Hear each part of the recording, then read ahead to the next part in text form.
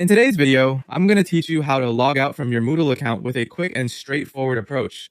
Whether you're wrapping up a productive study session or simply stepping away from your computer, it's essential to know how to properly log out to ensure your account stays secure.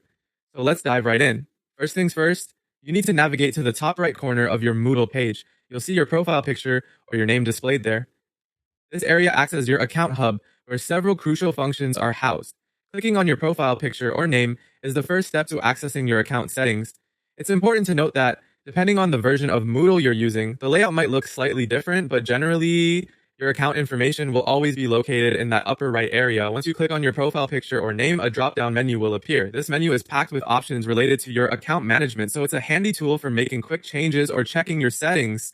For our purposes today, though, we're focused on logging out from this drop-down menu. You'll want to carefully select the option that says Log Out. It should be among the list of options you see here. Selecting Log Out will begin the process of safely exiting your account.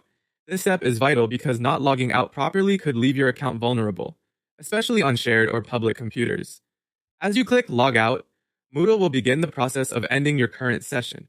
It might take a moment for the page to process your request, so just wait a moment until you're sure you're fully logged out.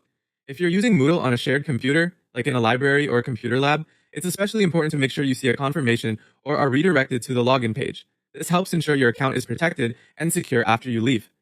If for some reason you encounter any issues while trying to log out, like if the drop-down menu doesn't appear or the logout option is unresponsive, you can try refreshing the page or clearing your browser's cache before attempting again.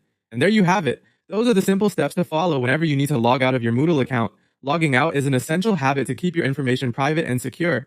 I hope you found this guide helpful. If you did, be sure to give this video a thumbs up. Also, subscribe for more quick guides and helpful tips. Thanks for watching, and see you in the next video.